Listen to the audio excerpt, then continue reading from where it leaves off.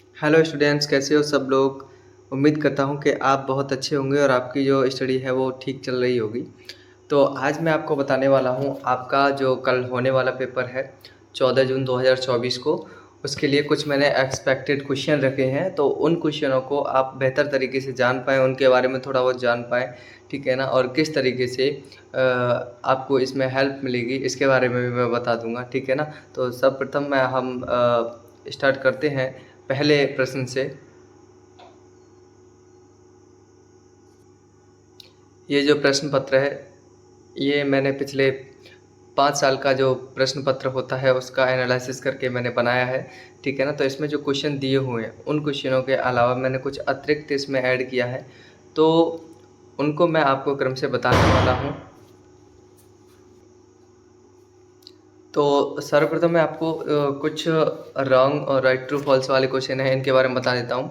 तो इसमें पहला प्रश्न दिया हुआ है, एक परिवार के एक परिवार को दो या दो से अधिक व्यक्तियों के समूह के रूप में परिभाषित किया जाता है जो रक्त संबंध को विवाह या गोद लेने और एक साथ रहने से संबंधित। तो ये बिल्कुल सही बात है, ये परिवार की डेफिनेशन के अंतर्गत आती है। नेक्स्ट है CBR का मतलब कॉम्प्रिहेंसिव बोर्ड ऑफ रिहैबिलिटेशन है, जबकि इसकी जो सही फुल फॉर्म होती है कम्युनिटी बेस्ड रिहैबिलिटेशन होता है, तो इसीलिए ये गलत है, सेकंड नंबर। हम तीसरे कुछ प्रश्न की बात करते हैं। एक ट्रेन में यात्रा करते समय एक श्रवण दिव्यांग या फिर मानसिक मंद यात्री के किराए में 50% छूट मिलती है, जबकि ऐसा नहीं है। दिव्यांग व्यक्तियों के लिए एक अलग कोटा मिलता है, लेकिन उनकी जो किराया है वो किराया सेम रहता है। और नेक्स्ट क्वेश्चन, तो ये गलत है थर्ड वाला। और फोर्थ वाले की अगर हम बात करें तो समाज की सबसे छोटी इकाई परिवार होता है, तो ये बिल्कुल करेक्ट है। आगे हम बात करते हैं फिफ्थ प्रश्न की। तो जो पांचवा प्रश्न है उसमें कहा गया है कि MSJE का विस्तारित रूप लिखो, ठीक है ना। इसको मैंने थोड़ा सा अलग तरीके से ऐड किया है। तो MSJE की जो फुल फॉर्म होती है वो होती है ministry of social justice and empowerment, ठीक है ना। अब हम बात करते हैं नेक्स्ट सेक्शन बी वाले प्रश्न पत्रों की। तो सेक्शन बी वाले जो प्रश्न हैं वो प्रश्न कैसे हैं, उसमें आपको कैसे करना है, ये मैंने AI टूल्स की सहायता से और कुछ अपने मन से मैंने उस तरीके से नोट्स की हेल्प लेकर के और आपके लिए बहुत बेहतर तरीके से मैंने आपको कुछ नोट्स तैयार किए हैं। मैं उन नोट्सों के बारे में आपको क्लियर बताऊंगा। तो चलिए हम स्टार्ट करते हैं। सबसे पहले हमें हमारे पेपर का जो बारे में पता होना चाहिए कि ये कॉमन पेपर है, ठीक है ना। और ये कॉमन पेपर है, ये पेपर नंबर 11 है जो सभी के लिए कॉमन है, HIIDVI, जो कि मैंने यहाँ पे मेंशन किया हुआ है कंप्लीट, ठीक है ना। ये इस तरीके से मेंशन किया हुआ है मैंने। और नेक्स्ट मैं बताऊंगा आपको प्रत्येक प्रश्न के बारे में किस तरीके से क्या क्या है, ठीक है ना। तो सबसे पहले हम बात करते हैं, सबसे पहले हम बात करते हैं पहला प्रश्न की। तो परिवार की परिभाषा, तो परिवार की डेफिनेशन क्या होती है इसके बारे में जानना है। तो मैं बताऊंगा आपको कि परिवार एक समूह होता है, ठीक है ना, प्राथमिक रूप से जो जिसमें माता पिता संतान और निकट के संबंधी जो शामिल रहते हैं, ठीक है ना। तो वो जब एक साथ रहते हैं, आपस में उनके भावनात्मक और आर्थिक और सामाजिक संबंध रहते हैं, तो ऐसे एक फैमिली के या ऐसे एक समूह को क्या कहते हैं, परिवार कहते हैं। मैकाइवर और एक विद्वान थे, इन्होंने कहा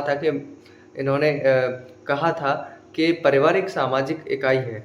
ये जो इनकी जो डेफिनेशन है, उनकी डेफिनेशन के अकॉर्डिंग मैं बता रहा हूँ आपको, ठीक है ना, कि परिवार एक सामाजिक इकाई है जो समाज की नींव है, जहाँ व्यक्तियों के बीच घनिष्ठ संबंध होते हैं और उनकी भावनात्मक, सामाजिक एवं आर्थिक आवश्यकताओं को पूरा किया जाता है, ठीक है ना। नेक्स्ट हम बात करते हैं प्रश्न की, ठीक है ना। तो नेक्स्ट प्रश्न में इन्होंने बताया गया है, नेक्स्ट प्रश्न में बताया गया है कि IFSP की फुल फॉर्म क्या होती है।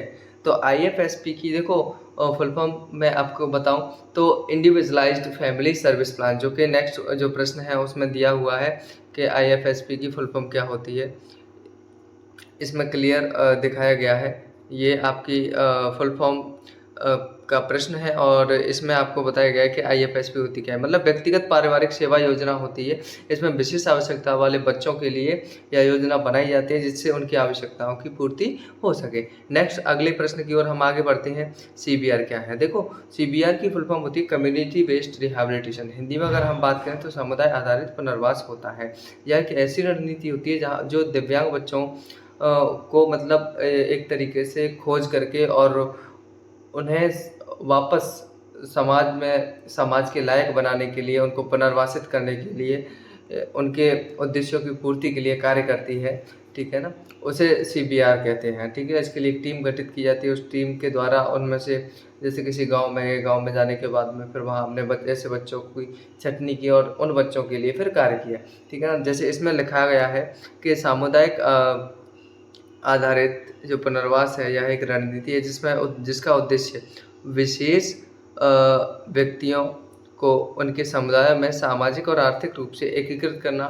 इसे WHO ने विकलांग व्यक्तियों के जीवन की गुणवत्ता में सुधार करने के लिए विकसित किया है। तो और इसके बारे में अगर हम और बात करें और चर्चा करें तो इसमें देखो, इसके थोड़े बहुत बिंदु हैं, वो बिंदु मैं बता देता हूँ आपको क्लियर। तो इसमें छोटा सा बिंदु एक ये भी है कि CBR क्या है, वो CBR के उद्देश्य। इसमें छोटा सा प्रश्न ये भी है, ये तो प्रश्न था CBR क्या, लेकिन हमें इसके उद्देश्यों को भी जान लेना। क्या पता प्रश्न में कहाँ से कैसे पूछ ले, तो हमें एक बार एक टॉपिक कंप्लीट याद हो जाएगा तो फिर हमें प्रॉब्लम नहीं होगी, हम खुद से भी लिख सकते हैं, ठीक है ना? तो सबसे पहले तो CBR का मुख्य उद्देश्य समावेश, इंक्लूसिव, ठीक है ना? इंक्लूजन का मतलब क्या होता है? इंक्लूजन का मतलब ये होता है कि विकलांग व्यक्ति है वो समाज के सभी पहलू हैं उनमें शामिल करना, मतलब उन्हें समाज से अलग ना रख करके समाज में जोड़ने का कार्य समावेश है, ठीक है ना? दूसरा है सशक्तिकरण, ठीक है ना? सशक्तिकरण में एक तरीके से मैं आपको बताऊं तो उनको सशक्त करना है, उनको जोड़ना है, उनको आत्मनिर्भर बनाने का जो कार्य है वो सशक्तिकरण के अंतर्गत आता है, ठीक है? नेक्स्ट हम बात करते हैं, आपका थर्ड पॉइंट है स्थानीय संसाधनों का प्रयोग। सामुदायिक संसाधनों का प्रयोग करके हम पुनर्वास सेवाएं प्रदान कर सकते हैं। देखो, एक शब्द है पुनर्वास, उस पुनर्वास का मतलब क्या होता है? पुनर्वास को इंग्लिश में बोलते हैं रिहैबिलिटेशन। इसका मतलब ये होता है कि जो समाज में पिछड़े या फिर जो विशेष आवश्यकता वाले बच्चे हैं उनको समाज के स्तर तक लाने की जो प्रक्रिया होती है वो पुनर्वास कहलाती है, ठीक है ना? उसे हम रिहैबिलिटेशन कहते हैं, ठीक है? अब नेक्स्ट इसमें फोर्थ पॉइंट है समुदाय की भागीदारी। देखो, आपको पता है कि CBR की फुल फॉर्म ही जब ये है कि कम्युनिटी बेस्ड रिहैबिलिटेशन, समुदाय आधारित बनाओ, तो समुदाय की भागीदारी नहीं होगी तो फिर इसका उद्देश्य हमें प्राप्त ही नहीं हो सकता। तो इसके लिए समुदाय की भागीदारी होना बहुत ज़रूरी है। जब समुदाय हमारे साथ हेल्प करता है तो हम उन बच्चों को काबिल बनाने में थोड़ी सी मदद कर पाते हैं, ठीक है? तो मुख्य रूप से जो मेन जो बिंदु है वो मेन बिंदु क्या है, मेन बिंदु के बारे में बता देता हूँ। CBR में स्वास्थ्य सेवा, आजीविका, सामाजिक और सशक्तिकरण जैसे विभिन्न घटक शामिल होते हैं जो सामूहिक रूप से विकलांग व्यक्तियों के समग्र विकास में सहायता प्रदान करते हैं, ठीक है? अब हम नेक्स्ट प्रश्न की ओर चलते हैं। फोर्थ जो पहला प्रश्न है कि परिवार की विशेषताएं, ठीक है? परिवार की मैंने प्रश्न पत्र में दिया है कि परिवार की कोई 2 विशेषता नहीं, लेकिन मैंने यहाँ पे 2 विशेषताएं ना लिख करके, जैसे मैं आपको यहाँ दिखा रहा हूँ, ठीक है ना? इसमें दिया है कि परिवार की कोई 2 विशेषता बताएं, लेकिन क्या पता बड़े अगर प्रश्नों में आ गया तो फिर इसी को आपको क्या करना है, बड़े रूप में सीखना है। तो परिवार की जो विशेषताएं हैं उनके बारे में चर्चा करेंगे, ठीक है? परिवार की कौन कौन सी विशेषताएं ऐसी होती हैं जो दिव्यांग बच्चों के लिए या फिर हम सब के लिए महत्वपूर्ण है, ठीक है ना? तो इसके बारे में निम्नलिखित बात बताई गई। जैसे सबसे पहली विशेषता है सदस्यों की संरचना, मतलब हमें सदस्यों के बारे में पता होना चाहिए। देखो, परिवार के सदस्यों की जो विशेषताएं होती हैं, परिवार की विशेषता यही है कि देखो, अगर जो संबंध हैं, जो सह संबंध है वो जैसे हम प्राचीन काल से चलते आ रहे हैं वैसे ही चलते आ रहे हैं, तो एक पारिवारिक संरचना बन गई है। जैसे हमारे पिताजी को हम पिताजी बोलते हैं, हमारे पिताजी के पिताजी को हम दादाजी बोलते हैं, हमारी माताजी के पिताजी को हम नाना जी बोलते हैं, ठीक है? तो इस तरीके की जो संरचना है वो चली आ रही है और उस संरचना हमें परिवार से ही पता चली। परिवार की एक बहुत अच्छी विशेषता है, ठीक है? हमें भावनात्मक जो संबंध होते हैं वो भी हमें परिवार से ही पता चलते हैं, ठीक है?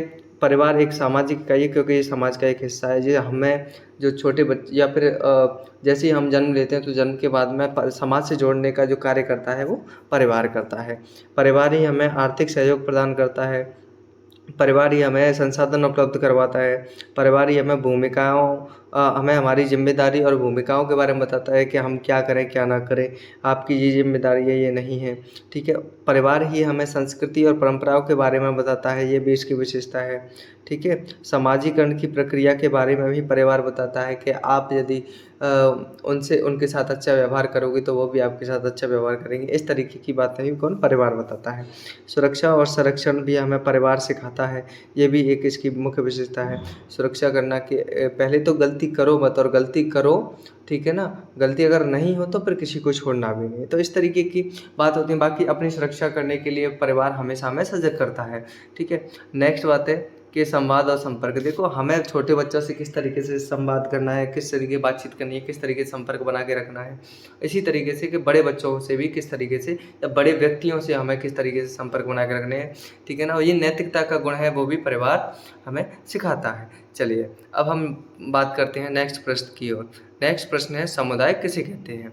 तो समुदाय के बारे में हम अगर जानेंगे तो समुदाय प्रश्न जो है उसका उत्तर हमने हाईलाइट किया है।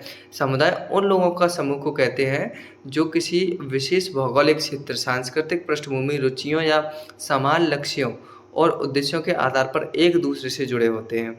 समुदाय की विशेषताएं निम्नलिखित हैं। वो कौन कौन सी विशेषताएं होती हैं उनके बारे में हम अभी जानेंगे। तो सबसे पहले समुदाय के बारे में हम चर्चा कर लेते हैं, थोड़ी सी। कम्युनिटी क्या होती है?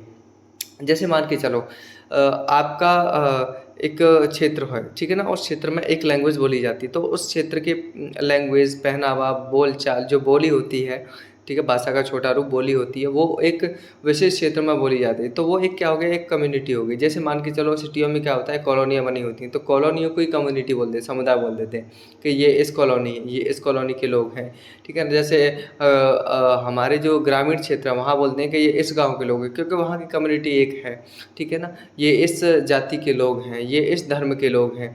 तो ये मतलब इनका जो छोटा छोटा रूप होता है, ये क्या है? समुदाय या कम्युनिटी कहलाती है। अब इनकी क्या क्या विशेषताएं हो सकती हैं, उन विशेषताओं को भी हम साथ के साथ पढ़ लेते हैं, ठीक है ना? तो देखो, सबसे पहले हम बात करेंगे भौगोलिक निकटता, ठीक है ना? ये बिल्कुल एक क्षेत्र में रहते हैं और उस क्षेत्र से इतना जुड़ जाते हैं, वहाँ ये रहते हैं कि उस जगह को फिर गाँव, शहर, मोहल्ला नाम देते हैं। तो ये उनकी भौगोलिक निकटता होती है, ठीक है ना? अगर हम बात करें कि साझा और संस्कृति एवं मूल्य की अगर हम बात करें, तो एक समुदाय ही होता है जो हमें हमारी संस्कृतियों से अवगत कराता है, ठीक है ना? और उनकी हमें पहचान करवाता है। नेक्स्ट है सामाजिक संबंध। सामाजिक संबंधों को बढ़ावा देने के लिए भी हमें समुदाय ही सजग करता है, ठीक है ना? समुदाय में कुछ ऐसे लोग होते हैं जो हमें मित्र बनते हैं, कुछ ऐसे होते हैं जो विरोधी बनते हैं, तो उनसे हमें सीखने के गुण हमें प्राप्त होते हैं। नेक्स्ट है हमारा सामान्य हितों और लक्ष्य, ठीक है ना? हमें हमारे लक्ष्यों को और हमें हमारे हितों के बारे में जानने के लिए समुदाय ही प्रेरित करता है कि कल किसी का बच्चा अगर गवर्नमेंट जॉब में लगा है, तो बात ये होती है कि हमें भी थोड़ी बहुत मोटिवेशन मिलती है, और हमें भी फिर कि नहीं, हमें भी इसी समाज में और हमें भी आगे बढ़ना है। तो ये भी हमें समुदाय सिखाता है, कम्युनिटी सिखाती है, ठीक है? सामूहिक पहचान, पारिवारिक पहचान भी हमें कम्युनिटी प्रदान करती है। संसाधनों का उपयोग भी हमें कम्युनिटी प्रदान करती है। सहायता और समर्थन के लिए भी यही होता है कि यदि कोई दूसरा व्यक्ति है जो गलत पर्पज़ से हमारी कम्युनिटी में एंट्री कर देता है, तो हम क्या करते हैं, सारा जो हमारा समुदाय है, सारी कम्युनिटी है, वो एक साथ खड़ी हो जाती है सबकी सहायता और समर्थन के लिए। उसी प्रकार सामाजिक संगठन भी हमारा एक कम्युनिटी के बेस पे बनता है, ठीक है? उसी के आधार पर फिर संचार और संपर्क होते हैं। तो इस प्रकार हम क्या है, धार्मिक समुदाय, शैक्षिक समुदाय और पेशेवर समुदाय इत्यादि, और प्रत्येक प्रकार के समुदाय अपने विशिष्ट उद्देश्यों और संरचनाओं के अनुसार ही कार्य करता है। तो इस तरीके से हम ये समुदाय की विशेषताओं को समझ सकें। अब हम बात करते हैं, नेक्स्ट जो प्रश्न है वो है आपका सेक्शन सी का, ठीक है ना? कि सेक्शन सी में क्या है, क्या नहीं है, इसके बारे में। तो मैं सर्वप्रथम बात करूँगा आपका सेक्शन सी का पहले प्रश्न के बारे में, कि परिवार के प्रकारों को विस्तार से बताना है हमें, ठीक है ना? तो परिवार के प्रकार कौन कौन से होते हैं, क्या क्या विशेषताएं होती हैं, उनके बारे में जान लेते हैं, ठीक है ना? अब हम बात करते हैं परिवार के प्रकारों के बारे में, ठीक है ना? तो परिवार के प्रकार कौन कौन से होते हैं? देखो, परिवार के प्रकार विभिन्न तरीके से हम इनको जान सकते हैं, जैसे कि मैं आपको हाईलाइट करके बता देता हूँ, ठीक है? एक देखो, संरचना, आकार, संबंध के आधार पर इनको मुख्य तरीके से वर्गीकृत किया जाता है, ठीक है ना। तो संरचना के अगर आधार पे हम जाने तो एक होती है बेटा न्यूक्लियर फैमिली, ठीक है ना। न्यूक्लियर फैमिली का मतलब ये होता है कि माता पिता और उनके बच्चे उसमें शामिल रहते हैं। एक होता है संयुक्त परिवार। संयुक्त परिवार में क्या होता है, एक ही छत के नीचे एक से अधिक पीढ़ियाँ रहती हैं, जैसे हमारे पिताजी, उनके पिताजी, ठीक है ना, हमारे चाचा जी, इस तरीके से जो जॉइंट, उसको हम इंग्लिश में जॉइंट फैमिली बोलते हैं। नेक्स्ट हम बात करते हैं विस्तारित परिवार की, ठीक है ना। विस्तारित परिवार होता है उसमें हमारे सहज संबंधी यानी रिश्तेदार भी इंक्लूड होते हैं, ठीक है ना। उसके बाद में नेक्स्ट अगर हम बात करते हैं single parent family. Single parent family का मतलब ये होता है कि इसमें केवल माता पिता और उनके बच्चे शामिल होते हैं। जब माता पिता में से किसी एक की मृत्यु या तलाक हो जाती है तो ऐसी स्थिति में जो बच्चे हैं, बच्चे का पालन पोषण कर रहा है कोई एक उनमें से, तो उन बच्चे की देखभाल एक की जिम्मेदारी एक ही व्यक्ति पे होती है। वो इस तरीके के पेरेंट को सिंगल पेरेंट फैमिली कहते हैं, मतलब माता या पिता में से कोई एक हो, ठीक है। और चाइल्डलेस फैमिली वैसी फैमिली होती है जिसमें बच्चे ना हो, ठीक है ना, इस तरीके की। और नेक्स्ट अगर हम बात करते हैं इसी में, जैसे आगे मैं बताऊं आपको हाईलाइट करके, एक होता है स्टेप परिवार। स्टेप परिवार का मतलब ये होता है कि यदि इसमें दोनों माता पिता के पहले के विवाह के यदि बच्चे होते हैं तो वो भी उनके साथ रहते हैं, ठीक है ना। एक होता है ग्रेट पेरेंट्स जो परिवार होता है, वो क्या होता है, इसमें दादा दादी, नाना नानी, ठीक है ना, ये सब साथ में रहते हैं और इस तरीके के परिवार को क्या ग्रैंड पेरेंट्स जो फैमिली है वो बोला जाता है। और मुख्य रूप से मैं आपको एक और बात बताऊं छोटी सी, ठीक है ना, कि इसमें जैसे मैं जो ऑफिशियल थोड़ा सा मुझे डाटा याद है तो उसके अकॉर्डिंग बता रहा हूँ टाइप ऑफ फैमिली। तो फैमिली के देखो, एक तो होता है सत्तात्मक परिवार। सत्तात्मक परिवार, सत्तात्मक परिवार में भी दो प्रकार का होता है। एक तो मातृ सत्तात्मक, ठीक है ना, और एक होता है पितृ सत्तात्मक। इसमें क्या होता है, मातृ सत्तात्मक परिवार वो होता है जिसमें मदर की, जिसमें माता जी की, जिसमें अपने दादी की, अपनी माँ की सबसे ज़्यादा चलती, मतलब जिसमें बात को आगे रखा जाता हो, लेडीज़ को फर्स्ट रूप में रखा जाता हो, वो उसको बोलते हैं मातृ सत्तात्मक परिवार। और पितृ सत्तात्मक परिवार वो होता है जिसमें परिवार को ही समूह का, अपने परिवार का मुखिया मान लिया जाता है, ठीक है ना। उसके अलावा जो मुख्य परिवार के प्रकार थे वो मैंने आपको बता दिए, ठीक है ना, कि कौन कौन से प्रकार होते हैं। ये एक थोड़ा सा अलग था, ठीक है, तो इसलिए मैंने बताया था। हाँ, अब हम नेक्स्ट बात करते हैं प्रश्न नंबर 2 की। और तो प्रश्न नंबर 2 में क्या है वो मैं आपको क्लियर बता देता हूँ, इसमें थोड़ा सा हाईलाइट करके पढ़ाऊँगा मैं आपको। हाँ, तो नेक्स्ट प्रश्न है परिवारों के लिए गृह प्रशिक्षण की आवश्यकता क्यों है, ठीक है ना, इसके बारे में हम जानेंगे। तो गृह प्रशिक्षण की आवश्यकता क्यों होती है, क्योंकि परिवारों को पता ही नहीं होता है कि स्पेशल जो बच्चे होते हैं उनका देखभाल कैसे करें, ठीक है ना, उनको कोई कार्य करना है या नहीं करना, इस तरीके से। तो हम इसमें बात करते हैं, जैसे पहला है, मैं इसके थोड़ी सी बता देता हूँ हाईलाइट करके।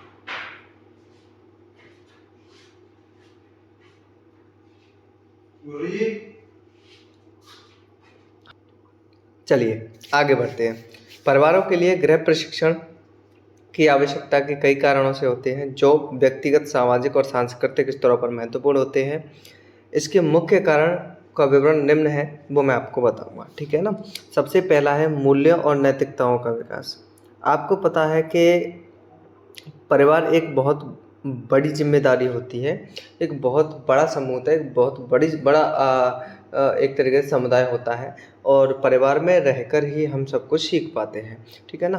तो परिवार में सबसे जो पहला आवश्यकता होती है वो मूल्यों और नैतिकताओं के विकास के लिए होती है। मतलब यदि परिवार को, अगर जैसे मान के चलो परिवार है, परिवार में बच्चे भी होते हैं, उन बच्चों को अगर आपको नहीं बताया जाए कि कि किस तरीके से आपको पेरेंटिंग करनी है, किस तरीके से आपको बच्चों को बताना है, किस तरीके से आप बताएँगे उनको कि देखो ये हमारे संस्कार हैं, आपको बड़े के पैर छूने हैं, सम्मान करना है, छोटे बच्चों को आशीर्वाद देना है, छोटे बच्चों से प्रेम करना है, ठीक है ना? तो ये क्या है, इनको नैतिक गुण बोलते हैं। तो नैतिकता का और मूल्यों का विकास कहाँ से होता है? परिवार से होता है और ये भी प्रशिक्षण की आवश्यकता है। लेकिन अधिकांशतः क्या है कि मतलब लोगों में पुराने ज़माने में प्राचीन टाइम से क्या है बहुत ज़्यादा चलता आ रहा है और उसी के अकॉर्डिंग ये भी है कि मतलब इसमें बताया जाता है कि कुछ लोगों को जानकारी होती है इस विषय में, कुछ को नहीं होती है। तो इसके लिए प्रशिक्षण की आवश्यकता है, ठीक है ना? जिससे वो एक ज़िम्मेदार नागरिक बन सके समाज के, ठीक है? नेक्स्ट बात करते हैं व्यक्तिगत विकास की। तो व्यक्तिगत विकास को बढ़ावा देने के लिए भी क्या है? गृह प्रशिक्षण की आवश्यकता। एक सामाजिक कौशल को विकास, सामाजिक कौशल वो होते हैं जिस समाज में रह कर के बच्चा जो सीखता है, देख कर के सीखता है, उनका विकास होना भी बहुत ज़रूरी है, जिससे बच्चा सामाजिक कौशलों की सहायता से अपने समाज में अस्तित्व बनाए अपना। नेक्स्ट बात करते हैं शैक्षिक विकास। शैक्षिक विकास का मतलब वो होता है कि जिसमें शिक्षा के स्तर को बढ़ाया जा सके, है ना? और बच्चों को शिक्षा के बारे में अच्छी-अच्छी बातें बता कर के उनको मोटिवेट किया जा सके और वो अपने शिक्षा के स्तर को आगे बढ़ा सके। तो इसके लिए भी गृह प्रशिक्षण की आवश्यकता होती है, ठीक है ना? स्वास्थ्य और सुरक्षा के लिए भी गृह प्रशिक्षण की आवश्यकता होती है। इसी प्रकार आर्थिक साक्षरता के लिए भी गृह प्रशिक्षण की आवश्यकता होती है। आर्थिक साक्षरता का मतलब वही होता है कि बच्चों को धन प्रबंधन, बचत एवं खर्च इत्यादि की आदत से देखो और सिखाने में और इसके लाभ यही होते हैं कि बच्चे भविष्य में आर्थिक रूप से स्वतंत्र और जिम्मेदार बनने में थोड़ी-सी हेल्प हो जाती है उनकी। अच्छा, मैं एक और बात बताऊँगा कि यदि आपको ऐसे समस्या आ रही हो इस तरीके से, तो आप क्या है इसका स्क्रीनशॉट ले सकते हैं और स्क्रीनशॉट लेने के बाद में यदि आप खुद से पढ़ोगे ना, तो मुख्य रूप से आपको अच्छे से समझ में भी आएगा और आप खुद से थोड़ा-सा पढ़ भी पाएँगे, ठीक है ना? हाँ, तो नेक्स्ट हम बात करते हैं इसमें अगले बिंदु की, ठीक है ना? संघर्ष और समाधान। अगर बच्चे के फैमिली को नहीं पता होगा कि संघर्षों से कैसे लड़ा जाता है, किस तरह के समाधान होता है, तो बच्चे को क्या बताएँगे? इसीलिए गृह प्रशिक्षण की आवश्यकता है। सांस्कृतिक और पारंपरिक शिक्षा देने के लिए भी गृह प्रशिक्षण की आवश्यकता होती है छोटे बच्चों को। अब हम बात करते हैं नेक्स्ट प्रश्न की ओर, जो प्रश्न क्रमांक 3 है, ठीक है ना? दिव्यांगता का परिवार पर पड़ने वाले प्रभाव के बारे में संक्षिप्त में लिखना है। तो दिव्यांगता का बच्चों के जीवन में क्या प्रभाव पड़ता है, इस चीज़ के बारे में हम जानेंगे, ठीक है ना? और विस्तार से इसके बारे में चर्चा करेंगे। चलिए, नेक्स्ट प्रश्न की ओर हम बात करते हैं। इसके कि दिव्यांगता का परिवार पर क्या प्रभाव पड़ता है, ठीक है ना? यहाँ पे हम जानेंगे इसके बारे में। तो देखो छोटी-मोटी त्रुटि हो जाती है तो इनको आप इग्नोर किया करें, जैसे ये गलती हुई है, ठीक है ना? पढ़ना ऐसे नहीं होता है, वो पढ़ने वाला पढ़ने है ये, लेकिन वो पढ़ने वाला जो प्रभाव होता है वो अलग होता है। तो इसी के बारे में हम ये वाला जो प्रभाव है इसके बारे में हम चर्चा करेंगे, ठीक है ना? हाँ, तो सर्वप्रथम मैं बताऊँगा आपको इसके बारे में इन्फॉर्मेशन।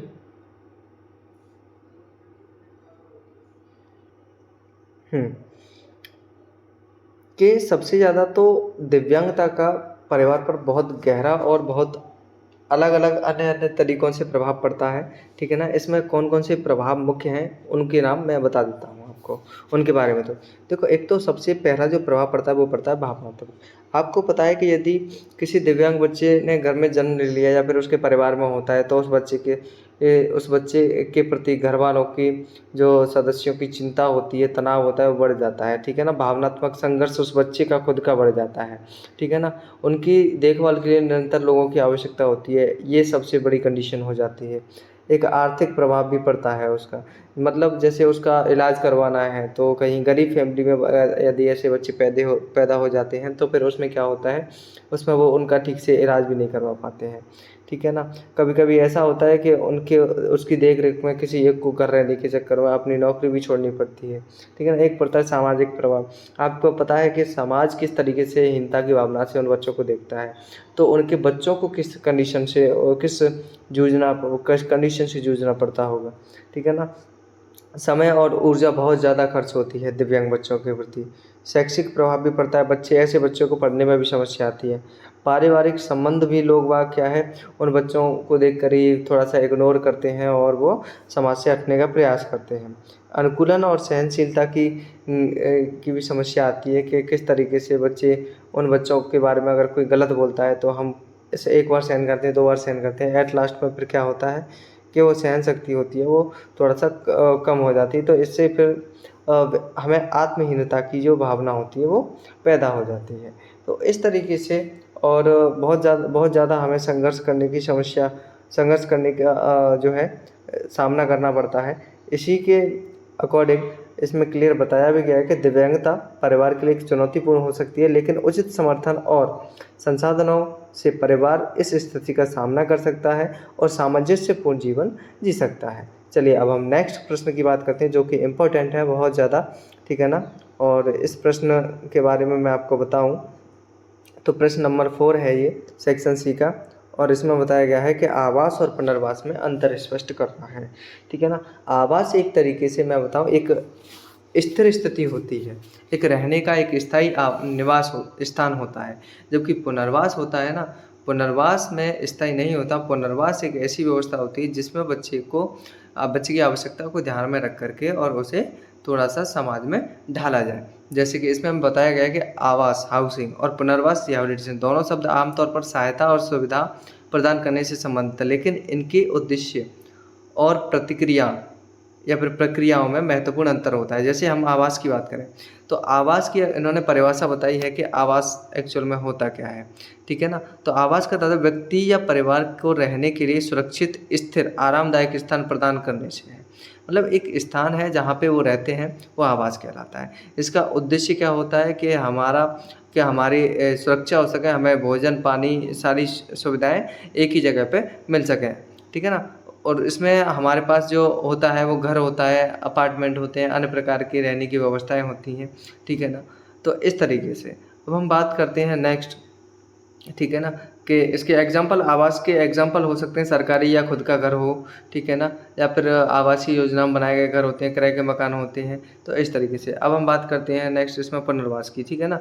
तो पुनर्वास में क्या है, पुनर्वास मैंने बताया था कि कोई भी व्यक्ति अगर जिसको विशेष आवश्यकता की जरूरत है, चाहे वो शारीरिक, मानसिक, सामाजिक, आर्थिक स्थिति से पीड़ित हो, ऐसे व्यक्तियों को सुधार करने के लिए जो सेवाएं उपलब्ध करवाई जाती हैं वो क्या कहलाती हैं, रिहैबिलिटेशन या पुनर्वास कहलाता है, ठीक है। उसके उद्देश्य क्या होते हैं, उनके कौशलों को निखारना, उनका उपचार करना, उनको समाज में ढालने का प्रयास करना होता है। जैसे दिव्यांग व्यक्तियों के लिए पुनर्वास केंद्र चलाना, ठीक है। और जो व्यावसायिक पुनर्वास का प्रशिक्षण होते हैं जिसमें बच्चों को मुख्यतः पढ़ाया जाता है, ठीक है ना, उनको प्रशिक्षण दिया जाता है कि आप ये नहीं तो ये काम तो कर ही सकते हैं, ठीक है ना। इसमें जो मुख्य अंतर है वो मुख्य अंतर भी मैं आप बताता हूँ। जैसे आवास केवल भौतिक सुरक्षा या स्थिरता प्रदान करने के लिए केंद्रित होता है, जबकि अगर हम पुनर्वास की बात करें तो पुनर्वास केवल और केवल क्या काम करता है, व्यक्ति के समग्र जीवन में सुधार लाने एवं उसे स्वावलंबी बनाने के लिए केंद्रित करता है, ठीक है ना। अब दोनों ही आवास और पुनर्वास महत्वपूर्ण है, लेकिन उसके उद्देश्य और कार्य करने की विधियां अलग अलग होती हैं। आवास जहां रहने की व्यवस्था करता है, वहीं पुनर्वास व्यक्तियों की क्षमताओं को सुधारने और समाज में पुनः सम्मिलित करने की प्रक्रिया कहलाती है, ठीक है। इस तरीके से हमने 4th प्रश्न अपना कंप्लीट किया। अब हम 5th प्रश्न की ओर चलते हैं कि हमारा 5वां प्रश्न सेक्शन सी का क्या कहता है। तो चलिए 5वें प्रश्न की ओर चलते हैं, और 5वें प्रश्न में पूछा गया है हमसे कि परिवार सशक्तिकरण को परिभाषित करो। देखो, परिवार सशक्तिकरण का मतलब ये होता है कि परिवार को किस तरीके से मजबूत बनाया जा सकता है, किस तरीके से सशक्त किया जा सकता है, ठीक है ना। उनके जो सदस्य होते हैं, परिवार के सदस्य होते हैं, व्यक्तिगत या सामूहिक स्तर से किस तरीके से सक्षम है, स्वतंत्र हैं, उनको किस तरीके से आत्मनिर्भर बनाया जा सके, ठीक है ना। उसमें निम्न पहलू ऐसे हैं जिनको इसमें हम इंक्लूड कर सकते हैं सशक्तिकरण में। तो पहला जो पॉइंट है व्यक्तिगत क्षमता का विकास, ठीक है, ये भी इससे क्या है, परिवार सशक्त होगा। आर्थिक सशक्तिकरण, भाई जो परिवार की आर्थिक स्थिति है उसको अगर सुधारा जाए तब सशक्त बन सकता है। सामाजिक सशक्तिकरण, समाज के मुद्दों को एवं अधिकारों के प्रति अगर जागरूकता, जिम्मेदारी होगी तब परिवार सशक्त बन सकता है। स्वास्थ्य और कल्याण, स्वास्थ्य और कल्याण की व्यवस्था यदि होगी तो उससे भी परिवार सशक्त बनेगा, ठीक है ना। उसे कहीं जाना नहीं पड़ेगा। और समानता व समावेश अगर परिवार में सबको समानता का व्यवहार दिया जाए और उसे सभी को एक समान माना जाए तो फिर वो परिवार सशक्त बन जाता है, ठीक है ना।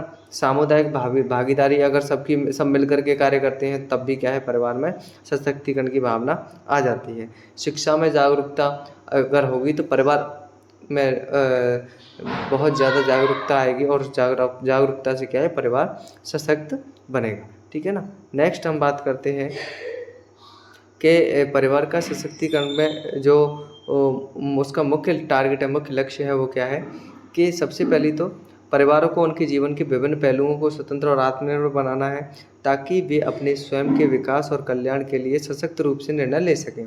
यह प्रक्रिया न केवल व्यक्तिगत और पारंपरिक स्तर पर लाभकारी होती है बल्कि इससे समाज की समग्र प्रगति और सामंजस्य में भी महत्वपूर्ण योगदान प्राप्त होता है। अब हम सेक्शन सी के लास्ट प्रश्न की ओर चलते हैं कि लास्ट प्रश्न है, उसको मैं हाईलाइट करके दिखा देता हूँ आपको कि शिक्षण अधिगम प्रक्रिया में सामुदायिक भागीदारी के बारे में लिखा है कि जो शिक्षण अधिगम प्रक्रिया है उसमें सामुदायिक भागीदारी क्या होती है उसके बारे में, ठीक है ना। तो शिक्षण अधिगम प्रक्रिया में सामुदायिक भागीदारी के बारे में अगर हम चर्चा करें तो इसमें मुख्य निम्न पहलू आते हैं, जिससे क्या है, अगर समुदाय भी उसमें इंक्लूड होता है तो बहुत ज़्यादा समग्रता का भाव और समावेशिता का भाव हमें शिक्षा में देखने को मिलता है, ठीक है ना। तो इसमें सबसे पहले हम बात करेंगे इसके मुख्य जो पहलू हैं। पहला है स्वयं सेवा एवं मेंटरशिप। देखो, स्वयं सेवा की अगर हम बात करें तो व्यक्ति क्या करता है, समुदाय में सदस्य छात्रों को एक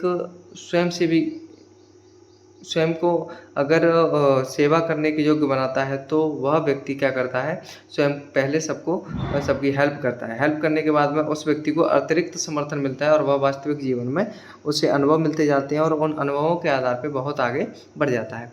अभिभावक सहभागिता, यदि पारिवारिक सहायता मिले, उसे सहभागिता मिले तो वह बच्चा क्या करता है, बहुत ज़्यादा एक्टिविटीज़ में शामिल होता है और अपने भविष्य को सुधारने में उसे सहायता मिलती है, ठीक है। नेक्स्ट है स्थानीय संसाधनों का उपयोग। देखो, अगर इसमें हम बात करें कि ऐसा क्या किया जाना है तो स्थानीय व्यवसाय, चाहे संस्थान हो, चाहे विशेष शैक्षिक संसाधन हो, कार्यशाला हो, ठीक है, इस तरीके की अगर कार्यशाला में कार्य करते हैं तो फिर इससे क्या है, शिक्षा के व्यावहारिक व प्रासंगिक अनुभव इन बच्चों को मिलता है। अगर हम बात करें नेक्स्ट सांस्कृतिक कार्यक्रम और गतिविधियों की, तो सबसे पहले मैं एक और बात बताऊंगा आपको इसमें, ठीक है, कि इससे संबंधित जो मुख्य विशेषताएं होती हैं उसमें ये भी है कि परिवार है वो विभिन्न सांस्कृतिक कार्यक्रमों में अपने बच्चों को क्या करेगा और सामुदायिक रूप से भागीदारी दिलाएगा, जिससे क्या है, वो बच्चे समाज और सांस्कृतिक रूप में अच्छे से सीख सकें, ठीक है। समर्थन सेवाएं यदि बच्चे को मिलेंगी तो बच्चा क्या है, फिर भी सामुदायिक रूप से आगे बढ़ेगा, ठीक है। और अगर लास्ट हम बात करते हैं इसमें थोड़ा सा आगे और है विद्यालय प्रशासन की भागीदारी, ठीक है ना। विद्यालय प्रशासन की अगर भागीदारी होती है तो समुदाय है वो विद्यालय के अकॉर्डिंग और विद्यालय समुदाय के अकॉर्डिंग ही क्या है, आपस में जैसे पीएमटी होती है, पेरेंट टीचिंग मीटिंग होती है, तो उसके थ्रू क्या करते हैं, आपस में अपनी भागीदारी अदा करते हैं और वो उनकी बातें का समर्थन करते हैं, स्कूल समुदाय की बातों का समर्थन करता है। इस तरीके से सारी जो व्यवस्थाएं होती हैं, सुविधाएं होती हैं, वो ठीक प्रकार से चल पाती हैं, ठीक है ना। अब हम बात करते हैं कि समुदाय भागीदारी के लाभ क्या होते हैं। पहली बात तो मुख्य जो लाभ है वो हम बता देते हैं पॉइंट टू पॉइंट। देखो, एक तो शिक्षा की गुणवत्ता में सुधार आता है, दूसरा छात्रों को प्रेरणा एवं आत्मविश्वास बढ़ता है क्योंकि उनको सामुदायिक सहायता मिल रही है इसलिए, ठीक है ना। समाज से रोक टोक होती है तो बच्चे घबराते हैं, जबकि समाज से अगर सहायता मिलती है तो आत्मविश्वास बढ़ता है, उनकी प्रेरणा मिलती है उनको। समाज और विद्यालय के संबंध भी मजबूत होते हैं, शिक्षकों को अतिरिक्त समर्थन भी मिलता है और सीखने के विभिन्न अवसर भी प्रदान होते हैं। तो इस तरीके से क्या है, हमारा सेक्शन सी कंप्लीट होता है। अब हम बात करते हैं नेक्स्ट,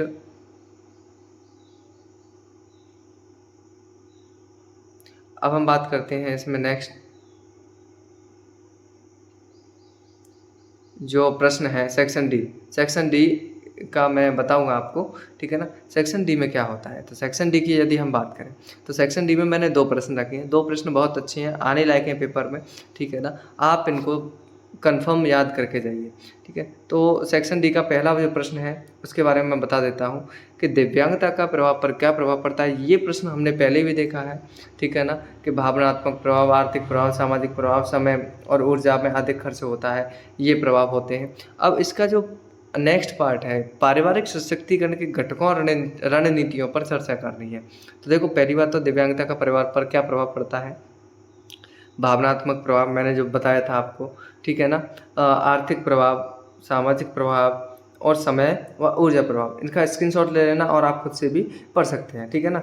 नेक्स्ट हम बात करते हैं इसके जो सशक्तिकरण के जो घटक होते हैं वो कौन कौन से होते हैं उसके बारे में, ठीक है ना।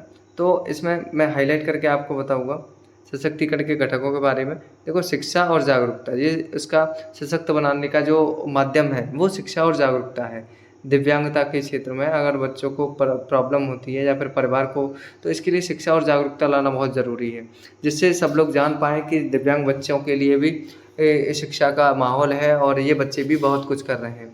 उन्हें सामाजिक समर्थन भी मिलना बहुत ज़रूरी है, आर्थिक सशक्तिकरण भी उनको मिलना बहुत ज़रूरी है, ठीक है। उनके लिए स्वास्थ्य एवं कल्याण की व्यवस्था होना भी बहुत ज़रूरी है, तभी क्या है वो सशक्त हो पाएँगे। समावेशी का भाव और समानता का समर्थन भी मिलना उनको बहुत ज़रूरी है। नेक्स्ट हम बात करते हैं कि सशक्तिकरण की ऐसी कौन-कौन सी रणनीतियाँ होनी चाहिए जिनके द्वारा बच्चा अपना कार्य कर पाए, ठीक है ना। तो सशक्तिकरण की रणनीतियों को भी मैं हाईलाइट करके बता देता हूँ। सशक्तिकरण की रणनीतियाँ कौन-कौन सी होती हैं। इस सशक्तिकरण की रणनीतियों में देखो, परिवार या फिर समुदाय आधारित समर्थन भी मिलना बहुत ज़रूरी है। जब ये समर्थन मिलेगा तभी परिवार सशक्त हो पाएगा, ठीक है। शिक्षण और प्रशिक्षण अगर बच्चों को ठीक से मिलेगा तब परिवार सशक्त हो पाएगा, समुदाय, ठीक है ना।